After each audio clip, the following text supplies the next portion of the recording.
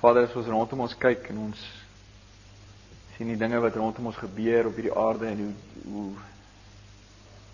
die boosheid net al hoe boser word.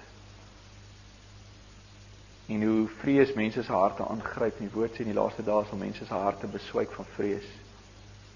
En dink ons aan daai woord wat Paulus gespreek het, toe hy gesê het, wees sterk in die Here en in die krag van sy sterkte. Vader, as ons dink aan Paulus se lewe en dit wat hy deurgemaak het, die geweldige uiterlike stres wat op sy lewe was, geweldige dinge wat hy deurgegaan het, maar hoe hy deur alles wat gebeur het, net soos meer en meer soos goud wat deur vuur gelouter is, aan die ander kant uitgekom het. Nou hy kon sê, we are exceedingly joyful in all our tribulation. We are joyful in our tribulation.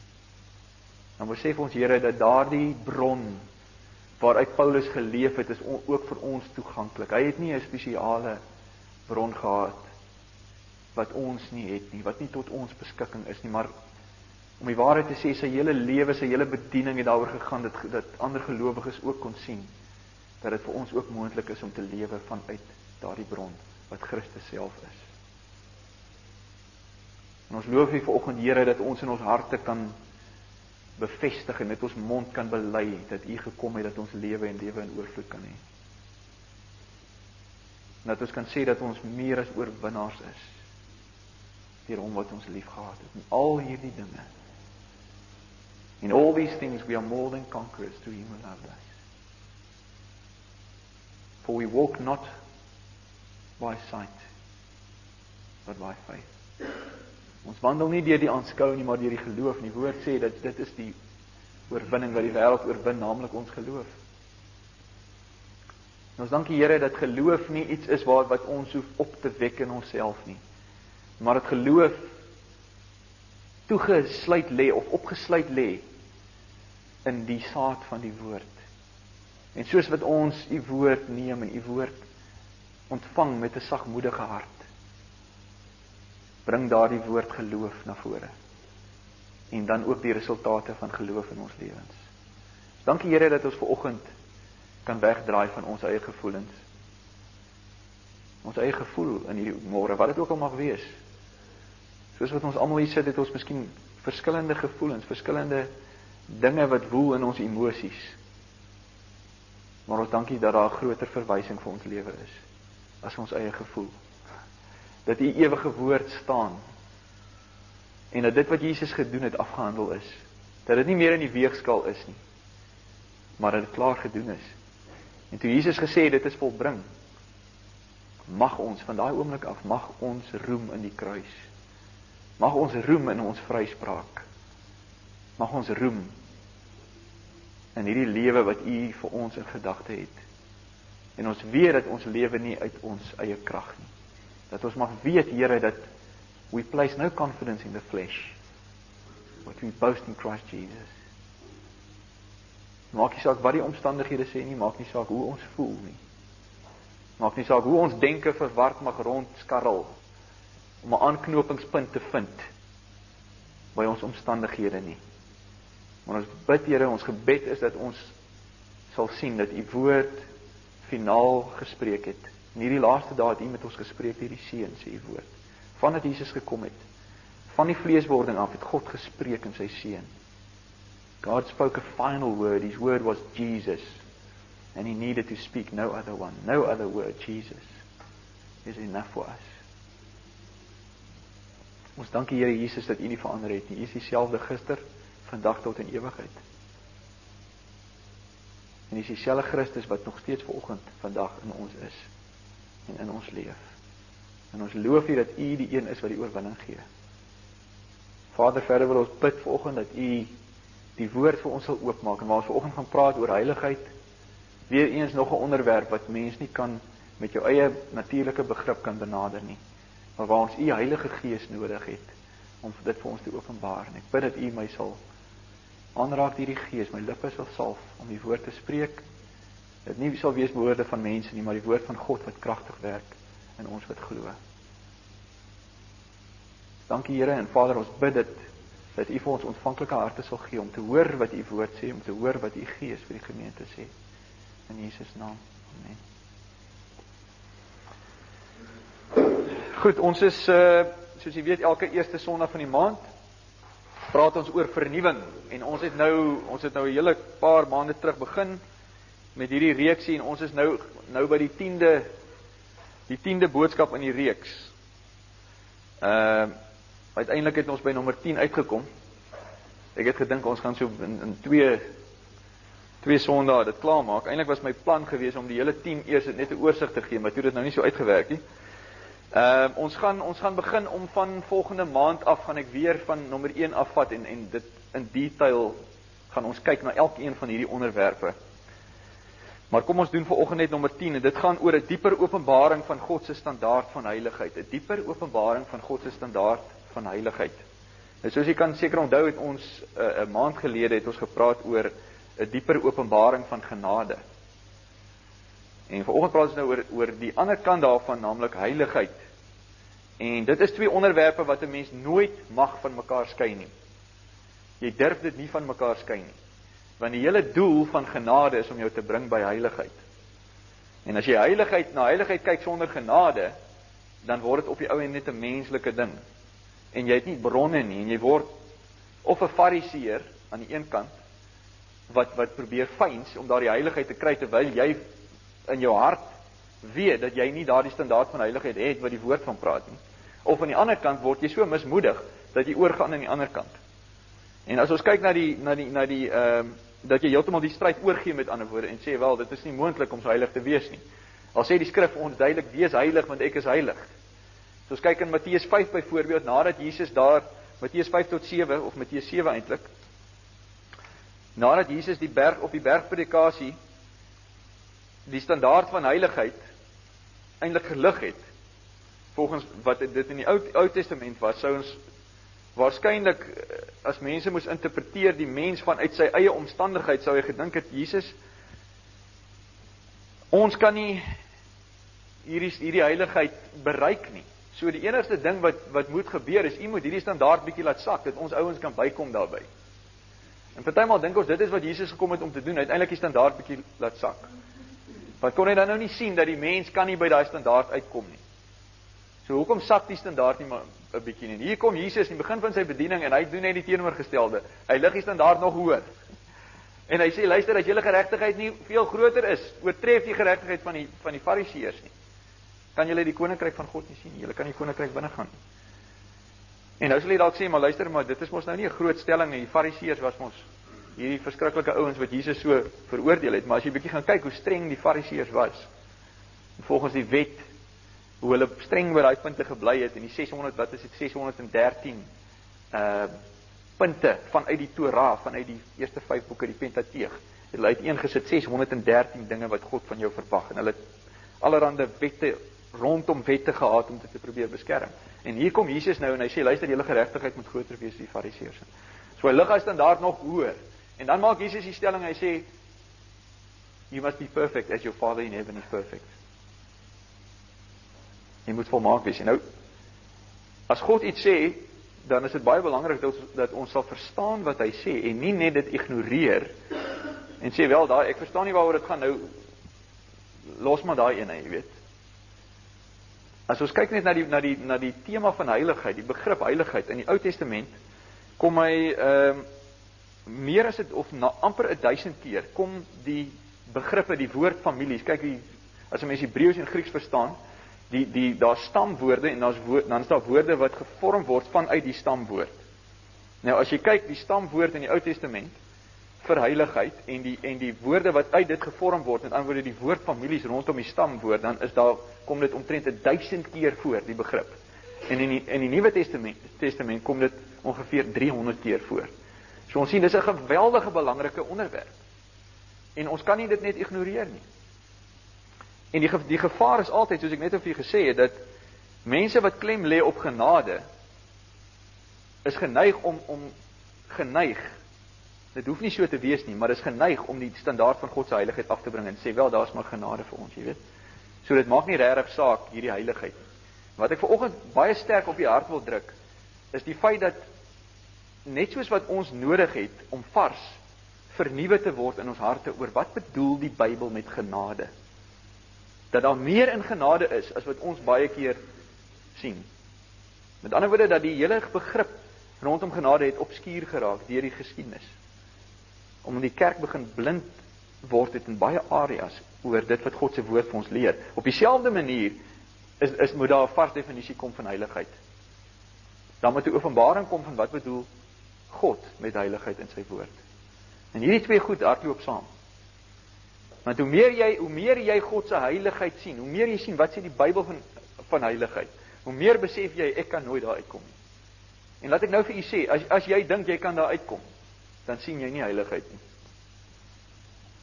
As jy Matteus 5-7 lees en aan die einde van Matteus 5-7 sê jy ek moet maar net 'n bietjie harder probeer, dan sien jy nie heiligheid nie. Want Jesus het juist die standaard daar so gelig en juist daai stelling gemaak om vir die mense te wys dat jy kan nie dit in jou eie doen nie. Jy het 'n openbaring nodig van my genade, 'n dieper openbaring van genade wanneer jy heiligheid reg sien. Jesus sê byvoorbeeld, moenie net die lief hê wat vir jou lief het nie. Jy moet jou vyande lief hê. En daai liefde wat hy daarvan praat is nie it doesn't mean to tolerate. Ons dink daai liefde beteken maar net ek verdra maar my vyand. Jesus sê nee. Dit gaan nie net daaroor dat jy jou vyand verdra nie, dit gaan daaroor dat jy jou vyand liefhet. Jy moet hom lief hê, dis aktief. Dis 'n aktiewe ding wat jy moet doen. Jy moet bid vir hom en jy moet kyk hoe kan jy hom goed doen. Sien. Nou enige ou wat vir my sê hy kan dit sommer net so uit sy eie uit doen, verstaan nie God se heiligheid nie. En so kan ons na verskillende dinge gaan. Ons kan gaan kyk in die Nuwe Testament. In baie areas word daardie standaard gelig. Daar's 'n verdieping van dit wat reeds in die Ou Testament gesien word. Daar's 'n verdieping van dit. Hoekom? Want terselfdertyd saam met hierdie verdieping van heiligheid is daar 'n groter openbaring van God se genade, is dit nie so nie? Wie is die toonbeeld van God se hele genadeplan? Jesus Christus. En die woord sê in Hebreërs 1 dat in hierdie laaste dae het God met ons gespreek deur sy seun. En God het duidelik gespreek. God het duidelik gesê my genade is geopenbaar in Jesus Christus. Dis hoekom Paulus sê do not receive the grace of God in vain. Wat is die uiteinde van genade? Waar bring genade vir ons? Dit bring vir ons by heiligheid. Dit bring vir ons by dat ons begin om daardie vrug te dra, wat eintlik maar niks anders is as heiligheid nie. Hoekom? Jy weet, as 'n mens lees oor heiligheid, daar's een benadering tot heiligheid wat sê, maar heiligheid wys vir ons, goed, soos ek al vir u gesê, die basiese betekenis van die woord heilig is om afgesonder te wees tot God, to be separated, beide uit die Hebreëus en uit die Grieks, Ou en Nuwe Testament. Die eerste definisie van die woord heilig beteken om afgesonder te wees. En daar is 'n sekere benadering tot heiligheid wat sê heilig beteken wanneer dit sê God is heilig, dan beteken dit God is heeltemal anders as ons en as sy skepping. Nou ek wil saam met dit stem, maar ek wil by dit noem dat 'n mens moenie die sondeval uit die oog verloor nie. Want dit is as gevolg van die sondeval wat die mens daardie beeld verloor het, die beeld en gelykenis van God. Want hoekom sê Jesus vir ons, hoekom maak hy die appel, hoekom sê hy nie net vir ons, wees heilig nie, wees volmaak nie, hy sê, wees dan volmaak, soos wie volmaak is. Julle Vader, wat in die hemel volmaak, soos wat hy volmaak is, moet julle volmaak wees. Nou luister nou mooi, as jy nou hierdie twee goed by mekaar sit, hoe kan jy aan die een kant vir my sê, maar ek is glad nie, ek is heeltemal anders as God, maar nou kom die woord na my toe en sê vir my, wees soos hy. Hoor julle wat ek sê? Dan flous ek mos myself. Dan moet ek mos nou vir myself sê, hoe gaan ek dit dan ooit doen? Hoe kan die woord van my verwag dat ek soos God moet wees as ek nie deel het aan sy natuur nie? Die woord sê in Petrus, we are partakers of the divine nature. We are in Christ. We have the life of Christ in us. We have a renewed spirit. En ek wil vir u sê, dit is aan die een kant moet ons verstaan terme van heiligheid, soos wat ons nou praat in ons reeks oor wandel deur die Gees, dat in ons, in die vlees, selfs die wedergebore Christen, het die beginsel, die geneigtheid tot om onafhanklik van die Here te leef. En dit kan ook gedefinieer word as sonde, of as 'n gebrek aan heiligheid, a lack of holiness. Because to be holy is to be like God. But at the same time you have to realize that what you have in you is a holy nature. The nature of God. So then we have to say that when you act in holiness, you are acting true to your real nature as a reborn Christian, as a reborn person. Dan tree jy eintlik op. Met ander woorde, heiligheid word iets wat veronderstel is om spontaan te vloei vanuit die Sabbatsrus. Be like your Father. Be holy like your Father. And the other side is also true. If you do not act in holiness, that means you're acting contrary to your true nature in Christ Jesus. En ek kan dit vir u met een enkele teks uit die Bybel uit, sal ek dit vir u bewys. En dit is wat in Efesiërs 4 vers 23 en 24 staan. Ons praat nou van vernuwing, né? Nou luister wat sê Paulus, hy sê, en dat julle vernuwe moet word in die gees van julle gemoed, en julle met die nuwe mens moet beklee, wat na God geskape is, in ware geregtigheid en heiligheid. Nou, ek wil 'n groot stelling maak, ek wil sê, jy kan nie kyk na heiligheid apart van hierdie skrif nie, want dan gaan jy in groot moeilikheid kom. Weet jy dat die hele begrip rondom heiligheid, as jy kyk na die kerk se geskiedenis, is daar geweldige, daar's 'n seesaw tussen die begrippe rondom dit. Die mens, wanneer hy vanuit sy eie begrip na enige area in God se woord kom, en jy dink jy het die vermoë om daardie tema te hanteer in jou eie denke, dan gaan jy altyd na extreme toe, altyd, sonder uitsondering. En hierdie is een area wat ons nie kan bekostig om in extreme slote in te hardloop, wil ek sê, die sloot aan die kant van die pad nie. Ons moet bly op God's highway, His word concerning this. Moenie jou eie begrip inbring van wat heiligheid is nie. Maar kyk na wat God se woord sê en begin God se woord bestudeer rondom dit. Hoekom? Want dit het direk te doen met jou getuienis na buite. Dit het te doen met jou getuienis, en jy kan twee soorte getuienisse op die ouende hê. Die een getuienis, aan die een kant, is asketisme, asceticism. En die ander kant is libertinism. Nou is baie interessant, die Afrikaanse vertaling van libertinism, of die definisie van daai woord, die betekenis, die Afrikaanse, as jy in die woordeboek gaan kyk, die woordeboek betekenis van libertinism is vrydenkery, of losbandigheid. Maar die eerste definisie wat gegee word, is vrydenkery. Wat is vrydenkery? Dit beteken dat jy dink onafhanklik van God se woord. Dis wat dit beteken. Jy begin jou eie idees vorm van wat is God se standaard van heiligheid. Maar eintlik wil ek dit verder neem en sê dat die ander kant, asketisme, asceticism, kom ook uit vrydenkery uit. Kom eintlik uit dieselfde ding uit. Dis net 'n ander effek. Die een effek is losbandigheid en die ander effek is eintlik maar fariseïsme. En soos die monnike wat byvoorbeeld in die middeleeue, die monnike in die Rooms-Katolieke kerk, soos ek al vir gesê het, hulle het hulle self geflagellate, hulle het hulle self met goed geslaan, hulle het klippies in hulle skoene gesit. Hulle het harige goed gedra op hulle vel, sodat hulle heeltyd kan herinner word dat hierdie vlees is boos. Maar onthou nou mooi, die woord sê nie vir ons dat jou liggaam is boos nie, hoor. Genesis 1 sê, toe God alles gemaak het, hy gesê, dis it's very good. En God het, die liggaam self is nie boos nie. Die begeertes van die liggaam is ook nie boos nie, maar die manier wat dit gebruik word kan boos wees. Dit hang af van uit watter bron jy lewe.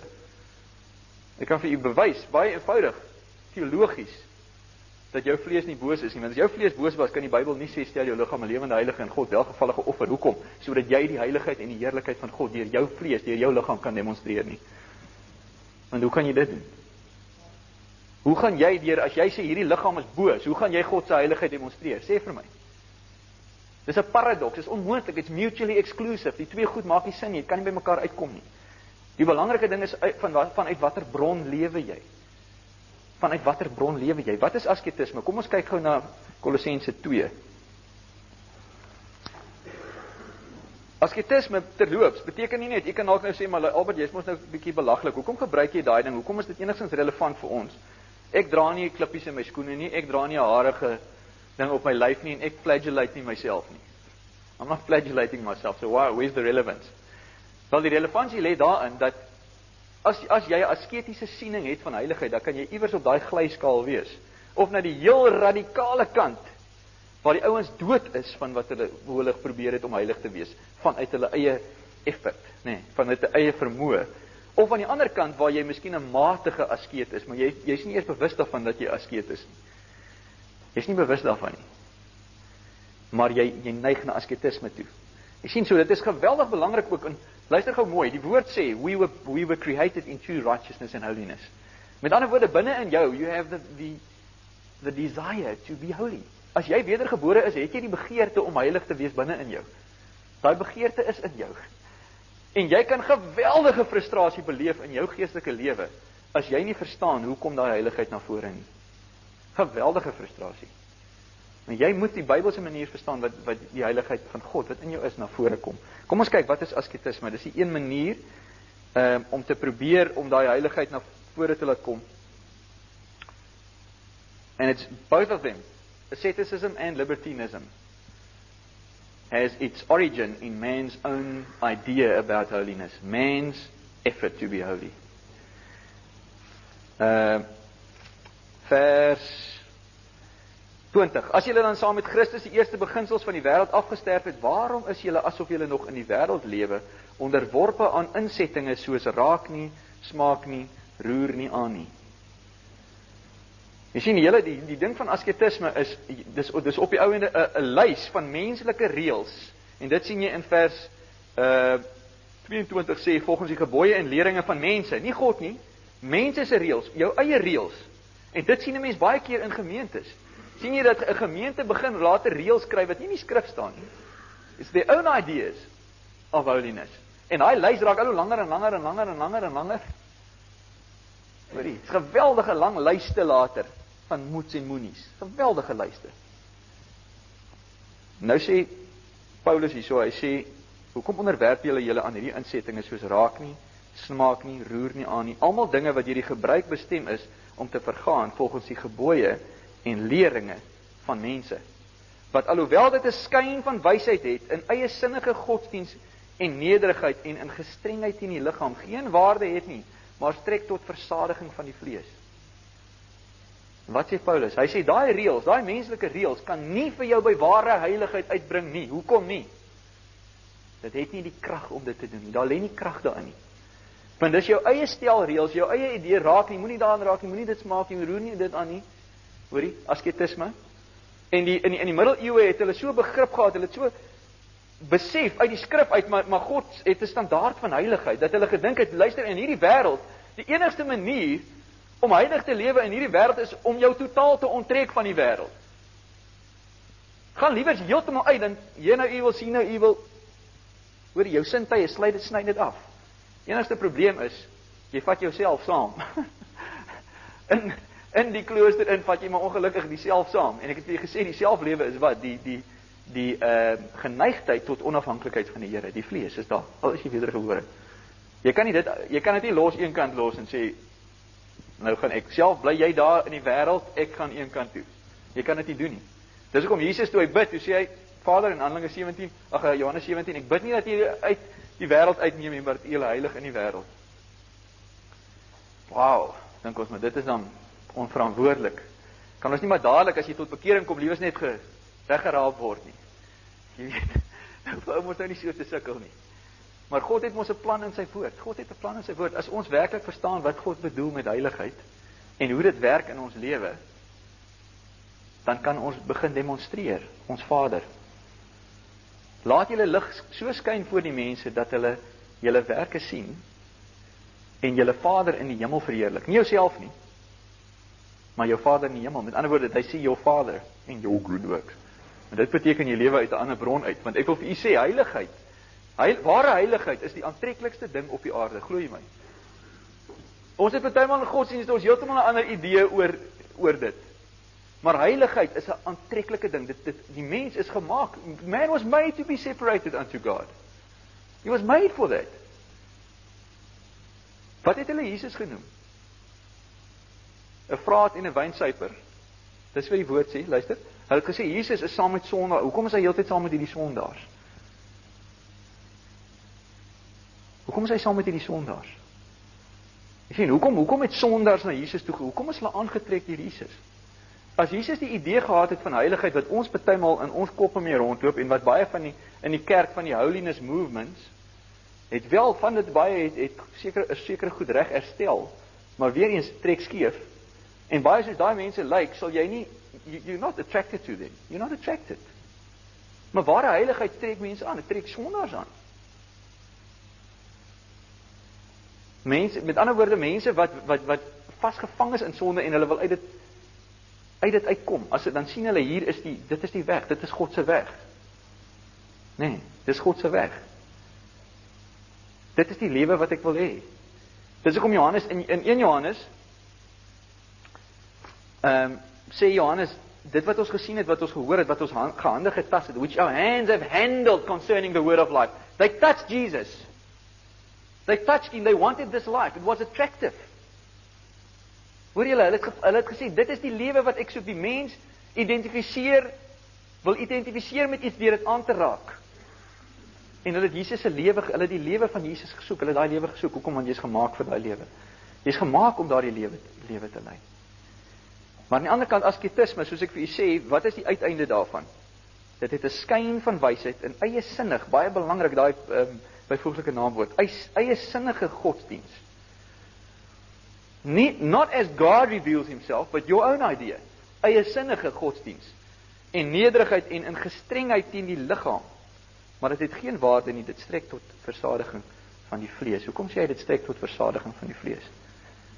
Met ander woorde, al wat it satisfies your own religious flesh.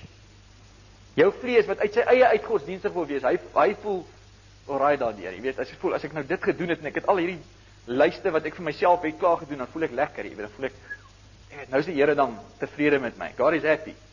I've done these things. Okay, sorry, I've missed point number 23 here. Sorry, I just saw that one out. Jy weet, en dan voel jy goed oor jouself. Jy sien, maar heiligheid volgens die skrif gaan heeltemal teen die grein van hoe ons wil hê dit moet wees. Want soos ek vir julle gesê het, wat ons ook nou mee besig is, vlees en gees. Jesus sê in Johannes 6, maak 'n verskriklike stelling. Hy sê, it is the spirit that gives life. The flesh profits nothing. Nothing. Eie sinnige godsdienst het niks om by te dra nie. Niks. It doesn't profit you. Jy sien. Dit los jou barren. Jy kan vir 'n ruk aangaan, jy kan baie gelukkig voel met al die goed wat jy doen en elke oggend as jy wakker word, trek jy weer jou harige sak aan. En jy moet maar self dink. Jy moet maar vir jouself sê, het jy 'n harige sak wat nogal langs jou bed is? Nie fisies wat jy aantrek nie, maar miskien in jou denke is daar 'n harige sak wat jy aantrek. En dan dink jy kry God se guns. Wat is die verskil tussen iemand wat lewe vanuit God se idee van heiligheid en iemand wat vanuit sy eie idee leef? Christene is mense wat veronderstel is om te leef vanuit God se guns, because they've already received God's favor. But when you live to receive God's favor, you're doing things to get God's favor. That is your own idea of holiness. But true holiness, according to the scripture, says you've already been created in true holiness and righteousness by the rebirth. It's already there. In other words, is live on that basis. Begin to give expression to this. Dis hoekom die woestvertaling van Romeine 12 vers 2 sê, spesifiek die deeltjie wat sê, do not be conformed to this world, but be transformed by the renewing of your mind. Die woestvertaling sê, stop assuming an outward expression that does not come from within. When you're conformed to this world, you know what you're doing. You're assuming an outward expression that does not come from within you. En wanneer jy self in jou eie begrip, in jou eie denke, in jou eie idees van heiligheid wil heilig wees, dan is jy ook in die pad. Jy dink jy lyk soos Jesus, maar glo vir my, jy lyk nie soos Jesus nie. En die produk kan gesien word, geproe word. En jou sintuie kan sien, that is not true. True holiness comes from within. In other words, I give expression to that which is already true of my life. I give expression to that. Jy sien, dan sal die wêreld nie sê, julle is heiligelaars nie. Because they'll see, hey, this is a life. It's not just something outwardly. Dis nie net hierdie ou wat soos probeer, jy weet, om op te tree soos 'n sekere wese, maar eintlik is hy dit nie werklik nie. Hy is nie werklik daai ding nie, maar hy probeer dit wees, hy heilig. When you live in the Sabbath rest of God, God se rus, en jy lewe vanuit God se heiligheid, en God se lewe vloei van binne af, dan it doesn't look unnatural. Hoor julle? It's supernaturally natural. And naturally supernatural and spiritual. It's not super spirituality, because it comes from within. It's the spontaneous life of union with Christ, of abiding in Christ, om in hom te bly. Jesus het gesê, bly in my. Bly in my. Met ander woorde, as ek van daai sap van die wynstok ontvang, dan dra ek vrug. Maar het jy al 'n boom gesien wat probeer vrug dra? Dan loop jy verby en jy hoor eintlik hoe kraak dit soos daai boom probeer om vrug te dra. En dis hoe baie van ons lyk. Dis hoe ons lyk partymal. En dan dink ons, ek kan nie glo nie, ek kry net nie vrug nie. Ja, ek moet nou nog 'n grower sak langs my bed sit om te dra in die oggend. Miskien kan ek dan vrug dra. Hoor julle, ons moet ontdek, wat is God se manier van heiligheid? Het iemand dalk vir my 'n Engelse vertaling van Kolossense 2 vers 23? Lees net vir my die Engelse vertaling asseblief. Ja.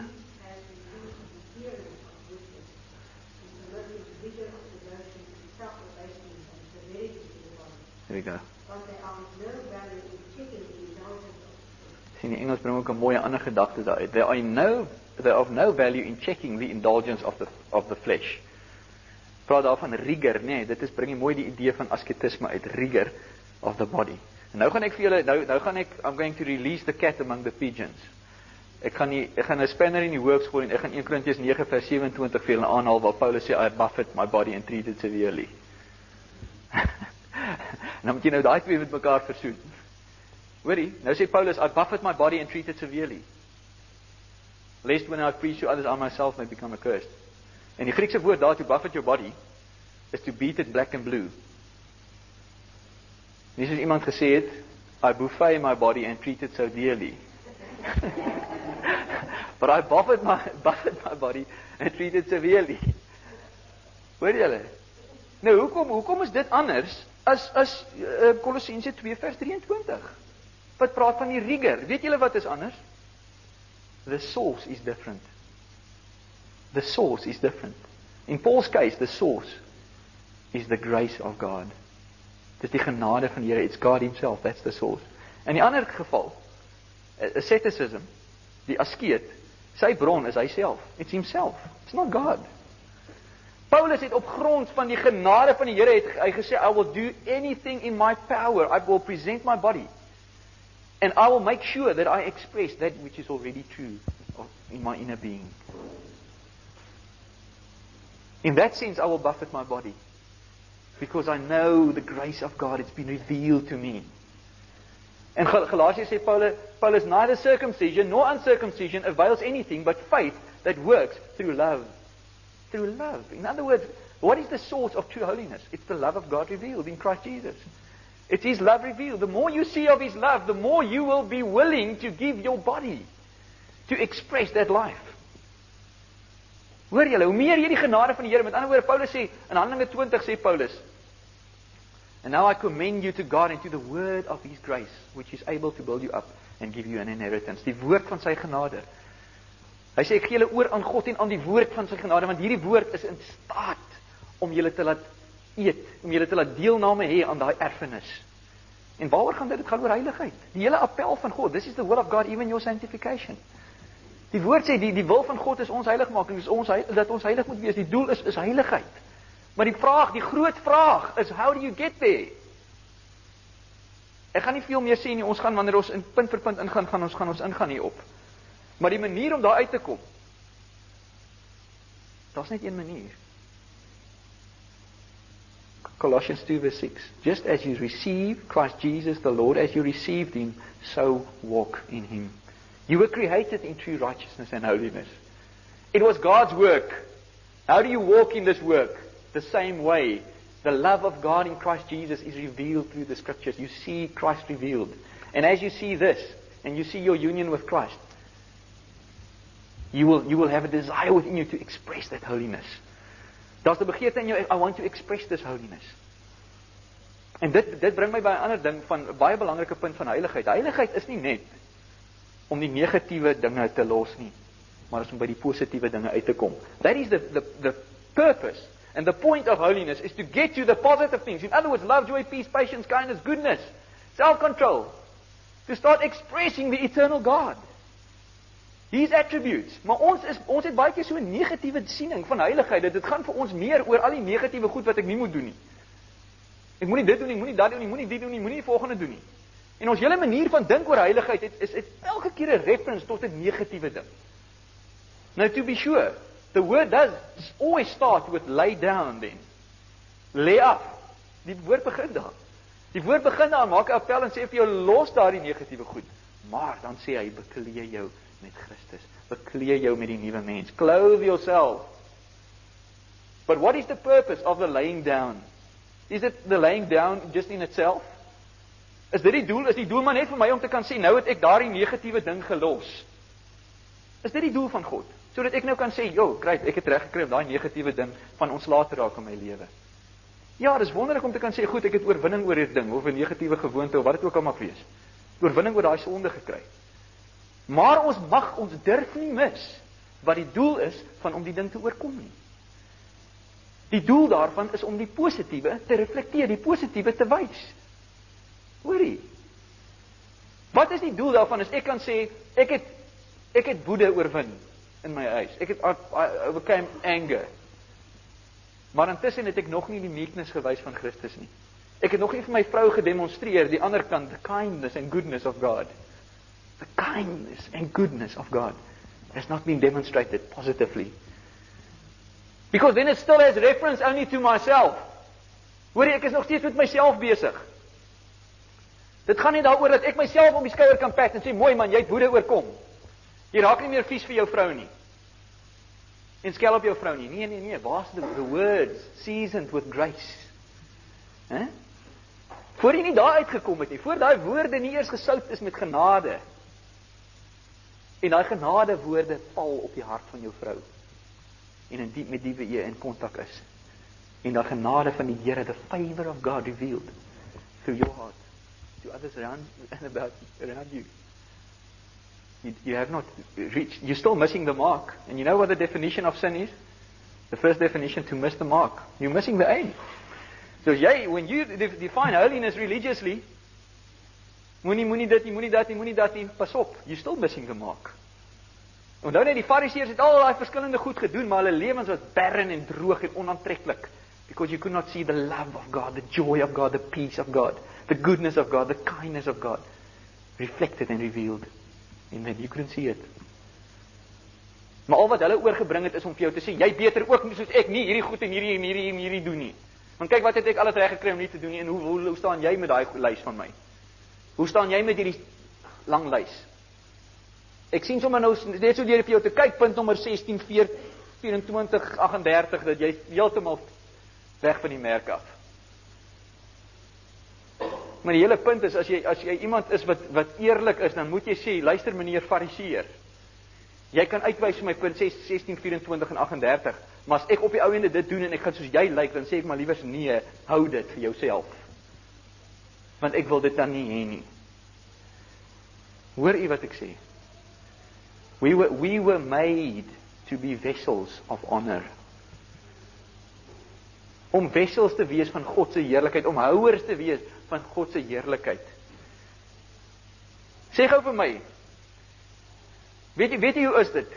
Wat is die doel? Wat is die doel van God? God wil hê, what is die Bybel praat van die woord, gebruik die woord godliness, godsaligheid. Weet jy wat is godsaligheid? Dis 'n vrug. It is the fruit of God's character that can be seen in you, in your life. En wanneer iemand verby daai boom loop, moet hy sê, kyk daai lieflike appel wat daar hang. En dink, wow, ek wil van daai appel hê. Hoorie, maar as dit net gaan oor om nie goed te doen nie, daar's nog geen vrug nie. Daar's geen aantreklikheid nie. Hoorie wat ek sê? Daar's geen aantreklikheid nie, daar's nie vrug nie. Maar iewers moet daai vrug uitkom in jou lewe, en wanneer daai vrug gesien word, liefde, blydskap, dit is heiligheid. Heiligheid is die vrug van God wat gesien kan word. According to God's definition of holiness. And then if you then want to try and test your life, then ask yourself, go and look at Galatians 5 verse 22. Look at the fruit. Gaan kyk na die vrug en sê vir jouself dan wel, as ek my lewe moet toets, dan moet ek vir myself vra, kom daai heiligheid in my na vore? Is daai vrug daar in my lewe? As dit nie is nie, moet ek sê, Here, wys weer vir my wat is heiligheid? Wys vir my, how can I express you, Lord? Because holiness is nothing else than me being the expression of your holiness. That is holiness. Dis nie 'n eie sinnige godsdienst nie. En my reëls en dinge nie, dit gaan daaroor that I can express God. So laat ek afeindig met dit. Ons kan baie praat oor die definisies van heiligheid. Ons kan baie daaroor praat. But there's a bottom line. There's a bottom line. Kom ons praat maar in accountancy terms. Die CA's, die accountants gaan op die ou ende, kan jy baie gepraat het oor maak die boeke sin en werk die boeke uit, maar op die ou ende gaan dit net oor daai onderste lyntjie. Wat staan daar geskryf? Is dit debiet of is dit krediet? Jy werk maar jou budget uit. Jy en jou vrou het miskien verskillende idees oor hoe die budget uitgewerk word, maar daar is net een ding wat saamkom in daai begroting. As jy op die einde kom van daai lyntjie, is dit 'n debiet of is dit 'n krediet? En ek wil vir julle sê met heiligheid is dit presies dieselfde. Die een ding wat vir jouself moet vra, is daar debiet of is daar krediet? Is daar krediet? Met ander woorde, kom die vrug van God na vore. Am I assuming an expression, an outward expression that is not representative of the life that is within me, of my inward being, of the being that's been created in true righteousness and holiness? That's all. That's the question. Dis die vraag wat ons onsself moet vra. Wanneer ons nou die nagmaal gaan gebruik, wil ek vir u weer eens sê dat hierdie nagmaal is 'n praktiese saak. Dis nie 'n religious saak nie. Dis nie iets wat jy religiously doen vanuit 'n godsdienstige motivering nie. Dit is die bloed van Jesus wat gevloei het, sy liggaam wat gebreek is, het vir hierdie doel gekom. Dit het vir hierdie doel gebeur sodat ons die heiligheid van God kan so that we may express it. Hier is holiness. So wanneer ons die nagmaal gebruik, dat ons dink daaroor. Dat ons onsself daai vraag vra. En as ons voel ek skiet tekort, ek sien nie liefde, blydskap, vrede, langmoedigheid, goedheid, getrouheid, sagmoedigheid, selfbeheersing in my lewe en ek sien nie daai vrug nie. En miskien as jy dink jy sien dit, is 'n goeie oefening om vir jou vrou te vra of sy dink sy sien dit. En vir jou man, andersom. Miskien gaan hulle 'n bietjie anders judge as jy. En die belangrike ding is nie om te sê, Here, maar nou kan ek nie die nagmaal gebruik nie, maar juis om te sê, Here, ek sien dit dan raak. Goed, daardie vrug is nie daar wat dit moet wees nie. Maar U het dit vir my gegee, U liggaam, U bloed, juis sodat ek daai vrug kan kry in my lewe. En dis die doel daarvan. Dis die doel daarvan, sodat ek mag weet dat ek lewe vanuit Christus. Ek lewe vanuit Hom. Ek moet van Hom eet. Ek moet van Hom eet. Ek moet van Hom drink. En hoe meer ek dit doen, the more I abide in the vine, the more I will see godly fruit, godliness, true godliness. Nie Albert se heiligheid nie, Christus se heiligheid. Deur Albert. That's the point. Goed, kom ons sê net eers vir die Here dankie vir sy woord. Dankie Vader dat U woord bedoel is om te val op goeie vrugbare grond. En dat U woord in staat is om iets te doen wat ons nie kan doen nie. Die saad van U woord kan dit doen wat ons nooit kan doen nie. Al wat ons kan doen is ons kan ons harte kultiveer en ons kan ons ore instel om te hoor wat U sê, sodat U Gees ons kan bedien. Here, want wanneer ons praat oor heiligheid, is dit so belangrik om te besef dat U Gees word genoem die Heilige Gees. Die Heilige Gees, hy is die een wat die Christus lewe openbaar in ons. Hy is die een wat vir ons wys hoe moet die heiligheid werk. En Here, ons wil voor U staan vanoggend. Ons wil voor U staan vir U sê, Here, ons is so afhanklik van die bediening van U Heilige Gees. To show us what is holiness. How do you view it, Father? How do you see holiness? What is your definition? Will you speak to our hearts, Father, this morning? Show us what is holiness. If we are truly born again, we cannot but desire holiness. And your word says we must worship the Lord in the beauty of holiness. And that worship is not just singing songs on a Sunday. That worship is a life that reflects the holiness of God. And that is a sweet fragrance before you, Father. A sweet fragrance. Worship, acceptable to you. We pray that you will reveal this to us, Father. In Jesus' name.